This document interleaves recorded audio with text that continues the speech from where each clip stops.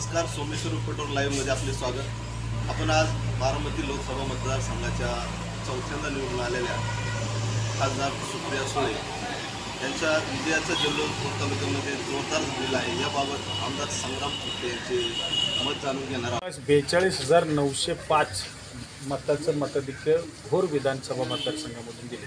त्यामध्ये 3 तालुके आहेत, भोर असेल, राजगड असेल, नव्याने नामकरण झालेला, आणि मुळशी तालुका असेल। तिन्ही तालुक्यातील सुरुवातीपासूनच वातावरण जर त्या ठिकाणी आपण पाहिलं तर अतिशय चांगल्या पद्धतीचं महाविकास आघाडीला प्रतिसाद त्या ठिकाणी होता। केंद्रामध्ये जे सरकार गेले 10 वर्ष काम करते त्या सरकारच्या विरोधात असणारा जनतेच्या मनातला असंतोष या निवडणुकीमध्ये प्रामुख्याने आपल्याला पाहायला मिळाला।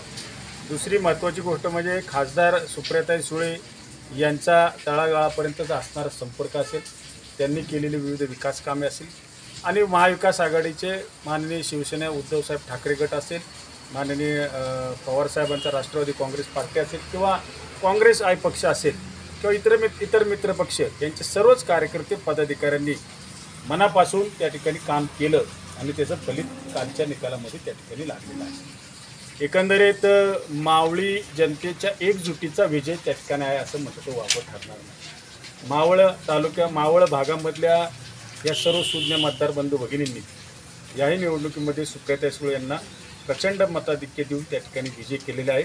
सर्व जनतेचं मी मनापासून आभार मानतो आणि भविष्य काळामध्ये विकास कामाच्या माध्यमातून या तालुक्याचा जी यशस्वी घोडदौड त्या ठिकाणी सुरू आहे ती अखंडित सुरू ठेवण्याचं काम आम्ही सर्व मंडळी या ठिकाणी करू, हे मला मुद्दाम या ठिकाणी सांगायचं आहे। ही विकास आघाडी अशीच काय भविष्यातल्या येणाऱ्या निवडणुकांमध्ये टिकेल अशी आशा वाटते? आज तरी काँग्रेस, राष्ट्रवादी काँग्रेस म्हणजे पवारसाहेबांचं गट आणि शिवसेना उद्धव ठाकरे साहेबांचं गट यांची आघाडी राज्यामध्ये होते।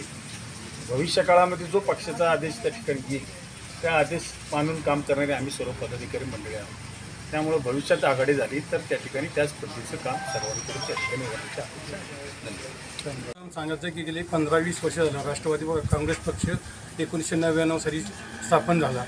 पहिल्यापासून मी पवारसाहेबांना मानणारे कार्यकर्ते, ज्यांनी 15 वर्षामध्ये पदं भोगली आणि पवारसाहेबांच्यामुळे ज्यांचं या तालुक्यामध्ये जिल्ह्यामध्ये नावलौकिक झालं ती लोक आम्हाला सोडून गेली, परंतु सर्वसामान्य जनता आमच्या 2 नंबर कार्यकर्त्याबरोबर राहिली। या ठिकाणी काँग्रेस पक्ष असेल, काँग्रेस पक्षाचे नेते माननीय संग्रामदादा थोपटे असतील, त्यांनी या ठिकाणी मी पाहिलं गेले 2-3 महिने त्यांच्याबरोबर काम करत असताना ज्या पद्धतीने त्यांनी विधानसभेमध्ये काम केलं त्याच पद्धतीचं काम त्यांनी लोकसभेमध्ये या ठिकाणी प्रत्येक गावाला, प्रत्येक वाडीवस्तीला भेट दिली।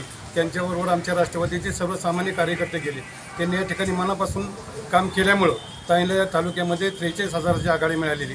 त्यांचं कौतुक, त्यांचं अभिनंदन आम्ही या ठिकाणी मनापासून केलेले। भविष्यकाळातसुद्धा काही घडो आघाडी 100% राहणार आहे। पवारसाहेब असतील, ताई असतील, आम्हाला आत्मविश्वास आहे। या ठिकाणी आम्ही मनापासून सांगतो की आम्ही या ठिकाणी आघाडी 100% टिकणार। आम्ही संग्रामदादा थोपटे यांच्याबरोबर विधानसभेला मनापासून काम करणार।